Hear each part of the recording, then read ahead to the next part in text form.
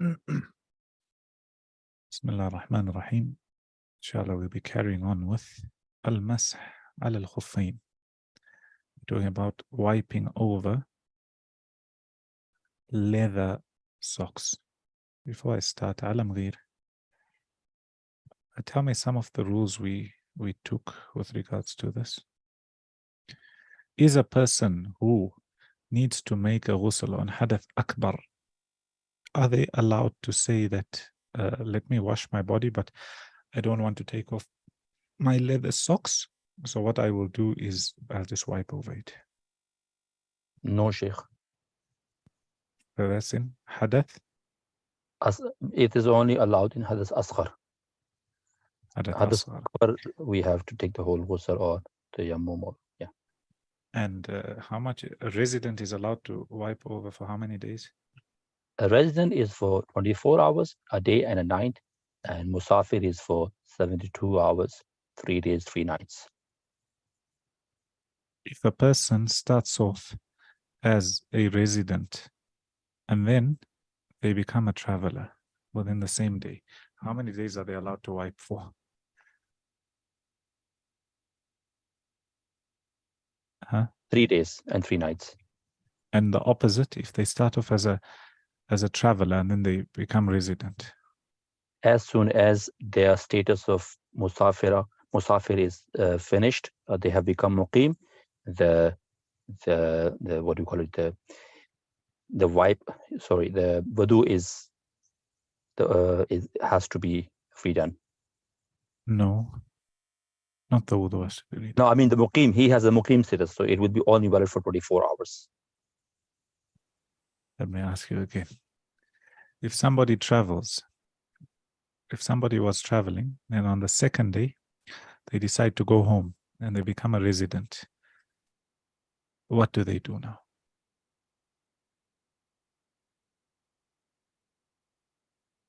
So the wudu is, so it will be only now.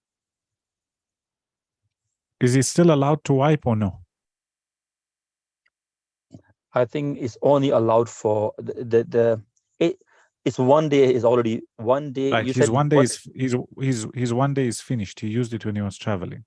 Is he allowed to wipe anymore? if it is 1 day and 1 night finished, then it's not allowed. If Right. it's So what does he do? Does he make wudu again? Is his wudu broken? What happens? If 24 hours have lapsed, then has to do wudu again. Said, what do you say?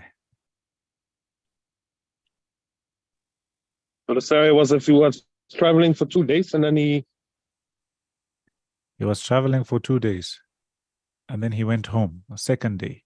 So we in agreement that he's no longer allowed to wipe over his socks. Do we say, but let's say he hasn't broken his wudu. Does his wudu break or what does he do? Does he make wudu again? I think he has to do wudu. I'm not sure though. Sayyidah.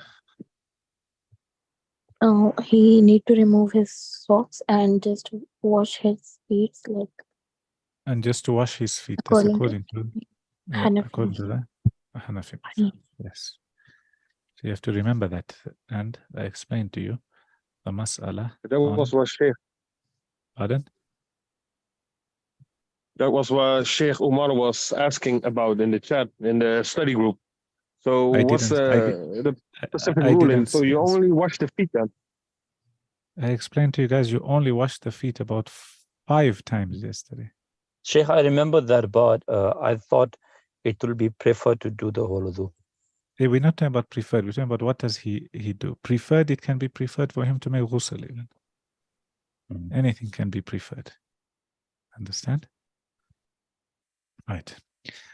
After finishing with regards to leather socks, they then give you a mas'ala on what's called a jurmuq.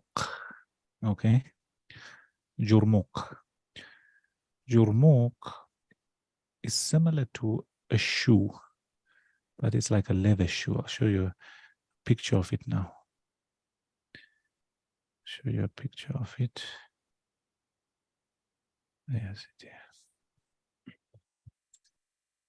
Right. When you see here, when you put jurmuq, it's something like It's a little bit shorter than a leather sock, also made of leather. In the olden days, they used to have it. Can you see? Something like that. Something like that, but this is too small. Something like this, but leather. Can you see? It just goes over. Okay? It goes over. And remember, in the olden days, there was no machinery and factories like how we have today. No, it was a simple type of manufacturing, simple type of making of shoes, etc.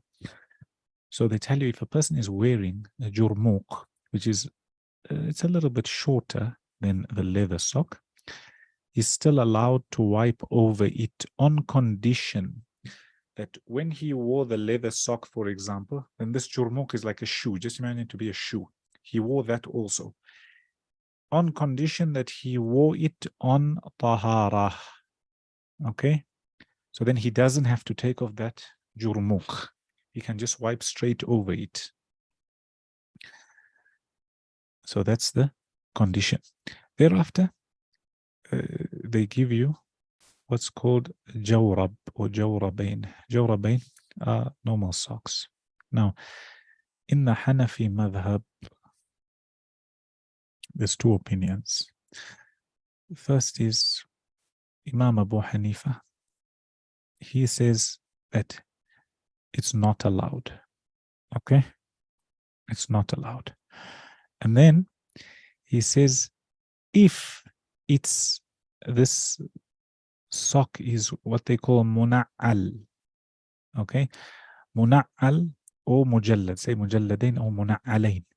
Where the sock itself got leather, either the whole thing is covering it. So let's say, for example, what we were speaking about was a complete leather sock.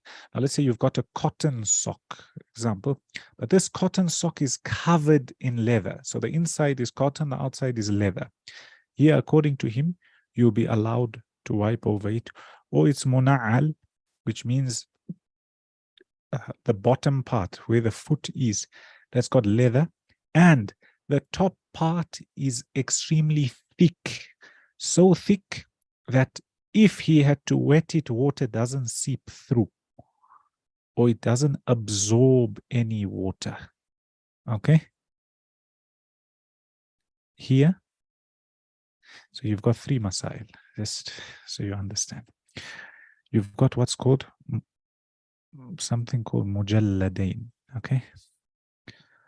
Mujalladain is where, let's say this is someone's foot. Not a good drawer, but anyway. Here, let's say it's cotton, and then on top of the cotton, they put another layer. On the top here is leather, and also on the bottom, it's leather. Here, according to Imam Abu Hanifa, as well as his two companions, his two students, you're allowed to make masih over this.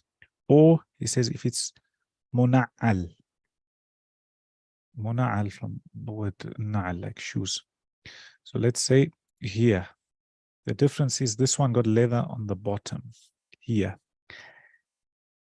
Okay. As for the top, it may have wool or whatever it may be, but it has to be extremely thick, and it mustn't be something that absorbs water, and it holds onto the leg by itself without having to tie it. Remember, in those days, I don't think they had elastics and that type of thing. So here, they all say it's okay. Bearing in mind, there's leather here, there's leather here. As for a sock, let's say that's just someone's sock. Okay? Here you've got two opinions. Let's say Imam Abu Hanifa says it's not allowed. His two students say it's allowed on condition. And they give a few conditions. What are the conditions? The first is it must be extremely thick. Extremely thick. And the second is to show that it's extremely thick. If you had to put or wipe over it, it doesn't absorb the water. It doesn't become wet. You understood? And some say the Imam came back to this opinion at the end of his life. So, according to this, the socks we wear today generally, they won't allow you to, meaning the normal cotton socks we wear, and the Hanafi madhab, they won't allow you to wipe over them. That's why you find most of them, in fact, all of them who are Hanafis who want to wipe over socks, they wear leather socks. Did you understand?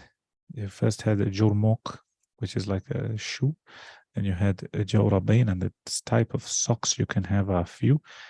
Either it can be a sock, but then it's covered in leather, or it's a sock and the bottom is covered in leather, the top is solid, or the whole sock. Let's say it's a cotton sock, material sock, for example. It has to be extremely thick, and it holds by itself, and it shouldn't absorb any water. Did you understand? Then after that, they move on. The next masail are those things which you're not allowed to wipe over. They tell you the things you're not allowed to wipe over. Then they speak to you about bandages. And with that, you finish al-masah al-khuffayn. So inshallah, we'll take that tomorrow. Any question? No question. Sheikh, I have been told another condition for the thick socks. That you should be able to walk in them. Yes, I was surprised about this.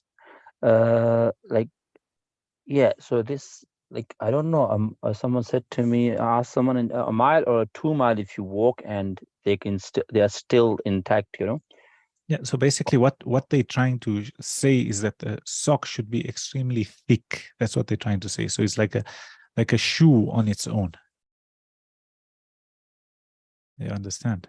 It's a sock made of cotton, but it's just as good as a shoe. You should be able to walk in it. You shouldn't take in water. It shouldn't, etc. And Sheikh, these socks are available now in many Islamic stores. I have seen them. Is it? Yes. What do they call them? I think I have actually a pair at home, and I used it, but It's what? I used it, but when I asked, a local mufti once upon a time, I think 2 years back, he said, if you walk for 2, I said, how can I walk in this? Yeah. So I didn't do this walking, but, I stopped doing masa over it. What he'll say is to make it thicker, or see if there's others who are from the madhab, if there's any pairs of socks like that where they've allowed it, and people selling those socks, what they're advertising it as. For example, so thick, and they say now they're waterproof, and you can walk for so long in them. It would be interesting to see. I remember a few years ago someone showing me and saying that, oh, you can wipe over these socks in the Hanafi madhab. And check the two conditions are fulfilled. I have seen in them. Like, for example, they are thick, and secondly, and it don't take water. itself. Yeah, and so exactly. And the water is not absorbed even if you do masa many time. Even if you put your foot in under the yes, water. It's like it's got a plastic on the inside. It's like a plastic holding the foot, and it's very uncomfortable, those socks, from what I know anyway. Yes, Sheikh. After 1-2 hours, it's really irritating. Yeah, because it holds onto the foot very tight. Any other question? No more? We move on. I'm here.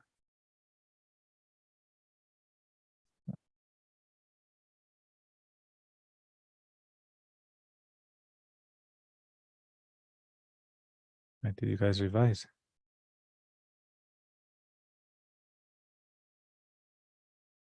Did you revise? I didn't revise. الوحدة الثالثة. Was Ibrahim is not here?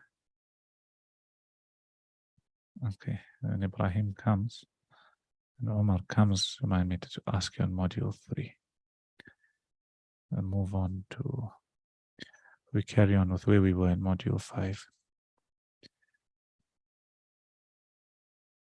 Astaghfirullah.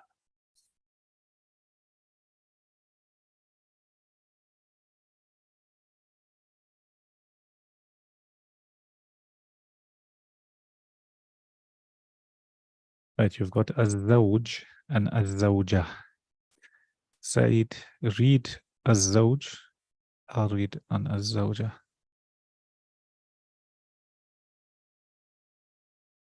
Said.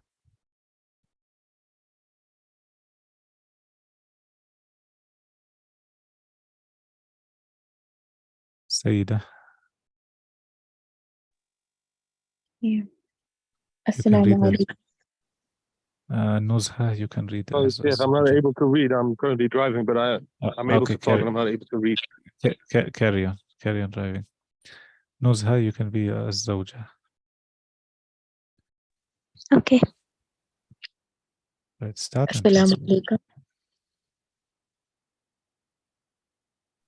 Wa alaikum assalam. أنا جوعان جدا. جوعان is hungry. So it means I am very hungry. I'm very hungry. الغداء على المائدة. The food is on the table. So غدا is lunch. The lunch is on the table. ما هذا؟ سمك ولحم ودجاج وأرز وسلطة وفاكهة. هذا كثير جدا. What is this? Fish, meat, دجاج is chicken. Chicken, rice, salad, and fruits. This is very much. لا تأكل اجلس. Don't eat, sit down. لماذا أنا جوعان? Why I'm hungry? لدينا ضيوف. I have I don't know what's ضيوف guests. ضيف means one guest and ضيوف plural guests. Okay, I have guests.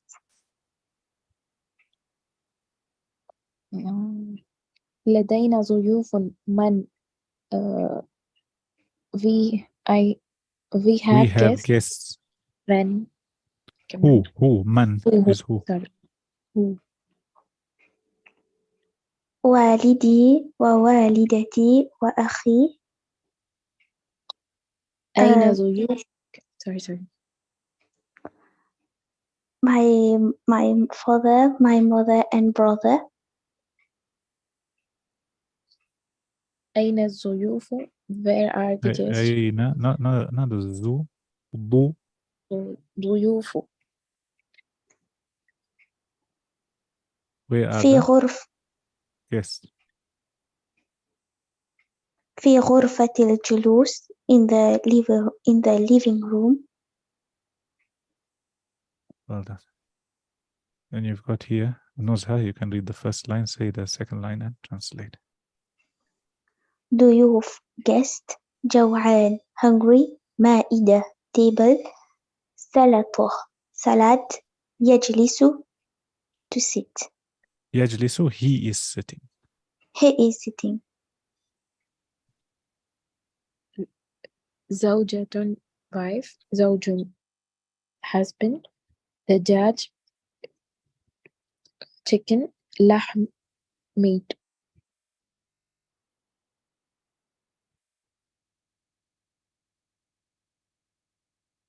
Well, I will stop there.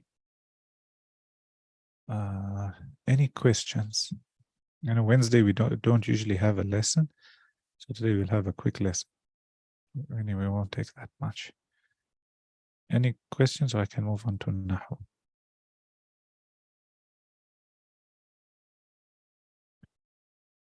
Right. Did you do your homework?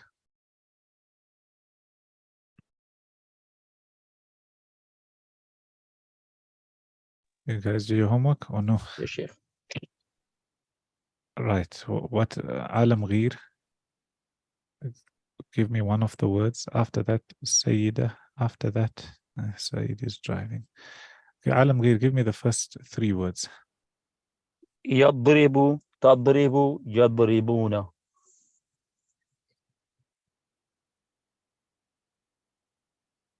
Carry on. يذهب تذهب يذهبون.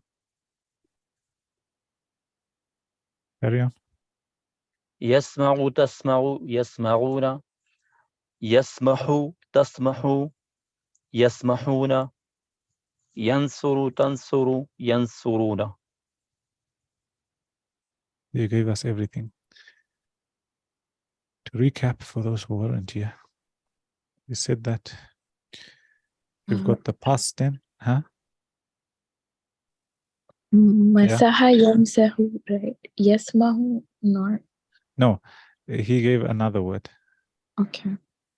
He gave from samaha. So Okay. yasmahu. And from masaha is yamsahu. Okay? Yamsahu. Okay, so masaha is to wipe. And I'm just correct. I actually gave you masaha. Down, please. So we had taken past tense. Then we moved on to future tense. So in the past tense, for example, we said daraba. You'll have daraba, darabat, and darabu. 3 I only gave you. And darabta, darabti, darabtum, and darabtu, and darabna. Then future tense, we took ghaib. Okay. So we said, for example, you've got, if you take daraba, you'll have yadribu. And the equivalent of darabat is tadribu. And the equivalent of darabu is yadribuna. Okay, finished. Then somebody who's in front of you, hadir.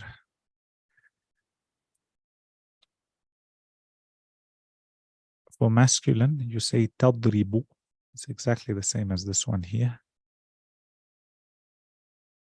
Tadribu.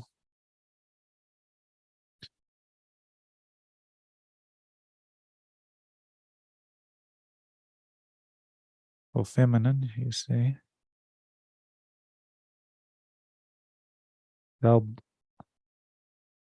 tadribina.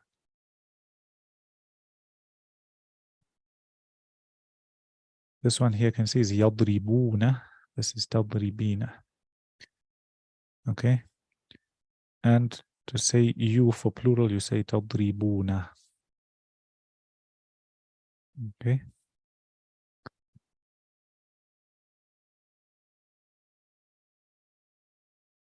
And for the speaker, mutakallim, so the equivalent of darabtu is adribu.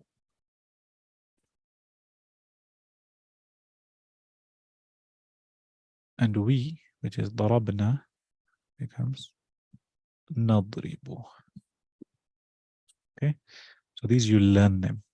Tadribu, tadribina, tadribuna, and adribu, and nadribu, or the noon.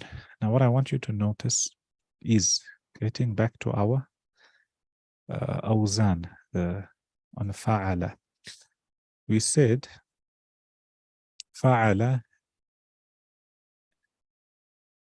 past tense. So for example, daraba, and yadribu is yaf'ilu. Okay. So what's the equivalent of fa in this? Is equal to dad. So da. And this is a ra. And this is ba. Or daraba. So when you want to put the same wazn for fi'l mudari', do you see a ya here? You don't see a ya. So ya is extra. So it goes as is. So put that ya there. Okay. And then what's the fa? Yeah, you've got a fa. Look at what is fa equivalent to. It's equivalent to dad. So put a dad there.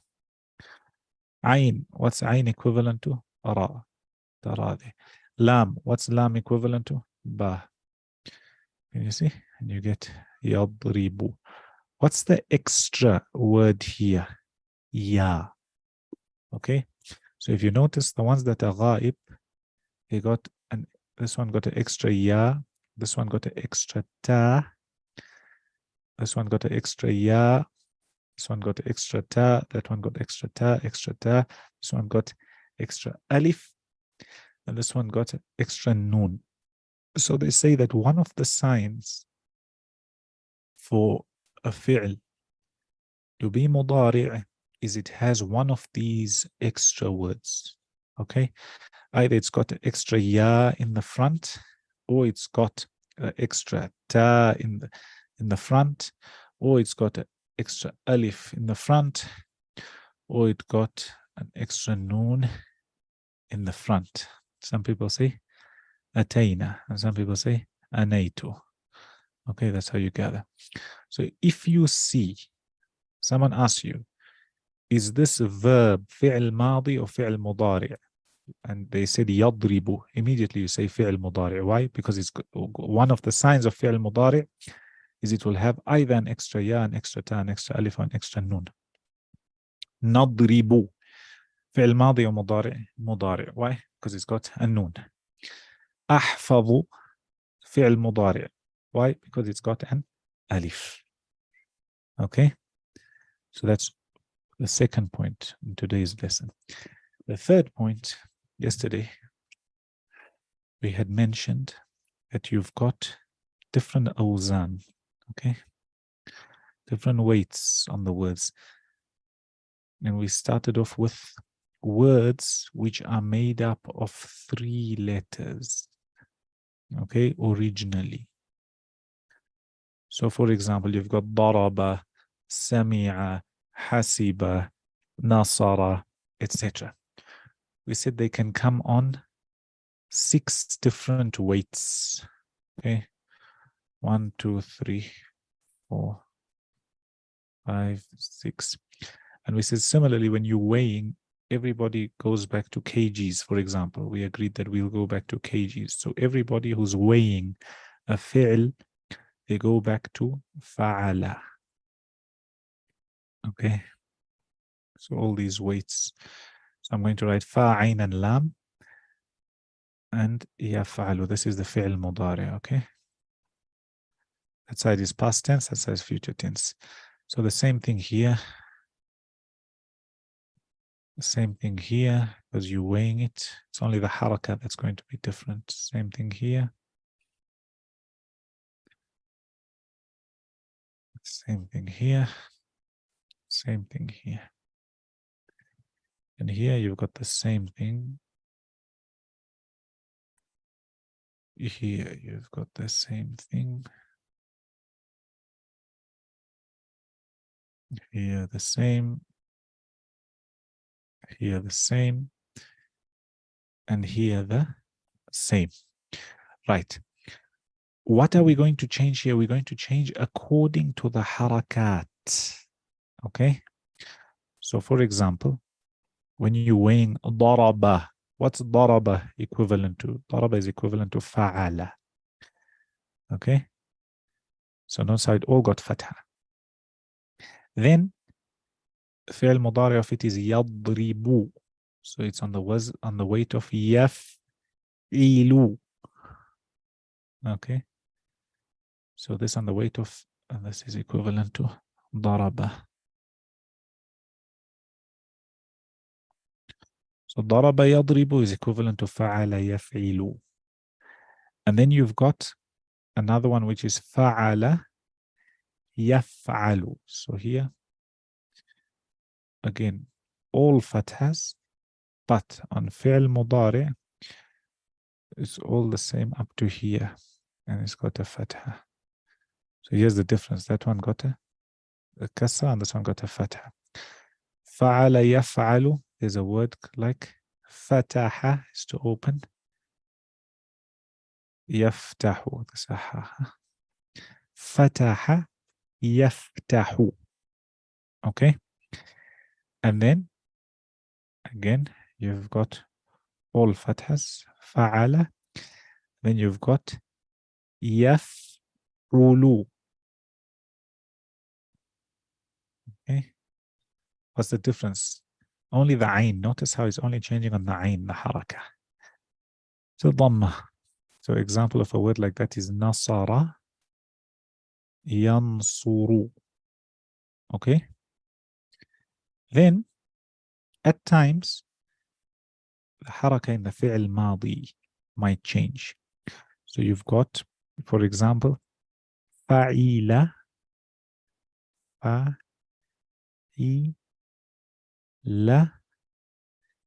yaf'alu. Okay, sorry, yaf'alu.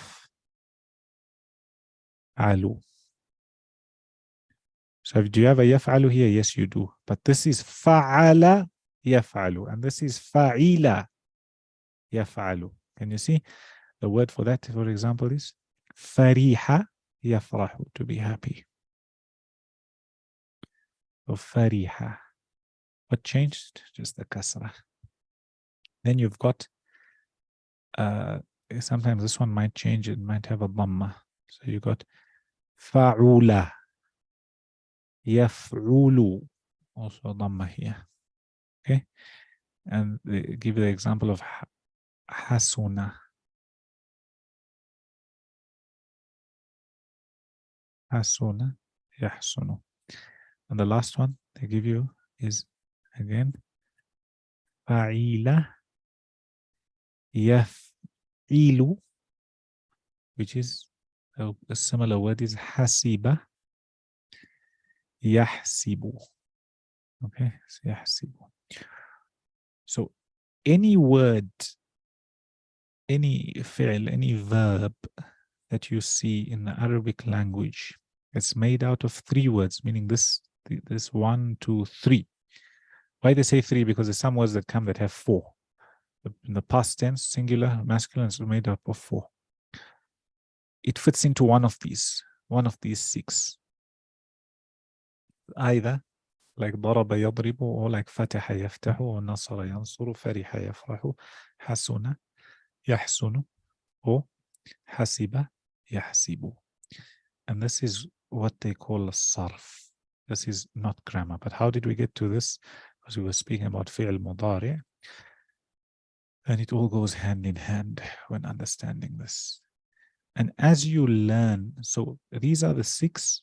And now as you get more and more and more words, so every time you hear a fi'l, ask yourself, after you've learned this, what's the past tense? What's the future tense? If you've got the past tense only, you can make the future tense. Look, it's going to belong into one of these 6. Make a mistake, it's okay. And go see what's right. So for example, let's say you get daraba and you're not sure, but you know it can only be yadribu or yadrabu or yadrubu. And then you go and check it. And slowly you're able to get these words. And a good exercise that you can do is, if you have an exercise book, open 6 new pages, okay? And write here, فَعَلَ يَفْعِلُ on the 1 page, page 1, فَعَلَ يَفْعَلُ page 2, فَعَلَ يَفْعُلُ page 3, etc., all the way until you've got page up to page 6. And every time you get new words, see under which weight do they go. And you add them like that, you go through them, and inshallah, with time, you'll adjust and you'll be able to understand. The most important thing from all this is that if you understood this here. So far you've learned daraba in the past tense, and now you learned in the future tense. So it's yadribu, tadribu, yadribuna, tadribu, tadribina, tadribuna, adribu, nadribu. Another example, if you've got nasara, will be yansuru, tansuru, yansuruna, and then again tansuru, tansurina, tansuruna, ansuru, and nansuru. So the words that you had, I want you to complete them with this hadir and mutakallim. And after that, inshallah, you'll be able to, well, you shouldn't make a mistake now when it comes to tadribu, yadribu, tadribina, etc. In fact, none of them are challenging, because as you're going to take in the i'rab slowly, what you take, for example, when it comes to the verbs, in fact, how we got here, I don't have the drawing from the other day. How we got here, we were saying that, this recap about 4 days ago. We said that now we're talking about i'rab. I'rab is the change on the end of the word. We said something is either marfu', mansub, majroor, or majzoom. In marfu', we said something can be marfu', the main character here is dhamma. Now, everything we took so far with regards to dhamma were all ism. They were all nouns. So ism mufrad, jam taksir, jam muannath salim, all these were nouns. And the last one they give you is al-fi'l al-mudari'. Note, okay? So fi'l mudari is these. And they give you a little rule for it. They say, الذي لم يتصل بآخره شيء. فعل مضارع where there's nothing extra that's been attached to it. So if you look at يضرب, يضرب is the original structure. Is there anything extra attached to it in words? There isn't. تضرب, is there anything extra attached to it in words? No. يضربون, is there anything attached extra to it? Yes, there is. What is there? There's a waw and a noon. So here, even if this is marfu, we're going to say here it's marfu, but not with dhamma. You'll learn later it's with the waw. So, but for now, they're telling you, if you see yadribu, yadribu is marfu. What shows us it's marfu? The fact that it has a dhamma on its end. Why is that the case? Because it's fi'l mudari' and there's nothing extra attached to it. Tadribu, marfu'. Why is it marfu'? Because it has a dhamma at the end of it. Okay? And this dhamma, there's this dhamma at the end of it because it's fi'l mudari' and there's nothing extra attached to it. Now when you come to yadribuna, what does the noon have on it? The noon has a fatha. Is it marfu'? Yes, it's marfu'. What is it marfu' with? We haven't yet reached. Here we're still talking about dhamma. And the next one, they'll tell you there's certain words that can be marfu' with waw. There's certain words that can be marfu' with alif, etc., etc., etc. So for now, what you need to understand is this. You need to understand this. So yadribu is marfu' with dhamma. Tadribu marfu' with dhamma. Tadribu again marfu' with dhamma. أضرب مرفوع with ضمة and نضرب مرفوع with ضمة. Hey. Hey.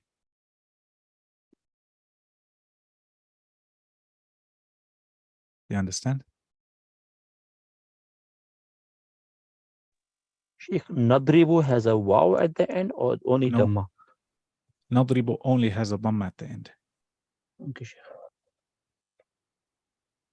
Right. So only we have in the والفعل المضارع الذي لم يتصل بآخره شيء. There's nothing attached to it. All comes there like يضرب تضرب أضرب نضرب. Yes, for now what we've taken.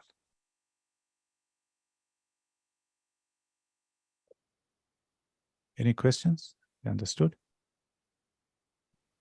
Sheikh. Pardon?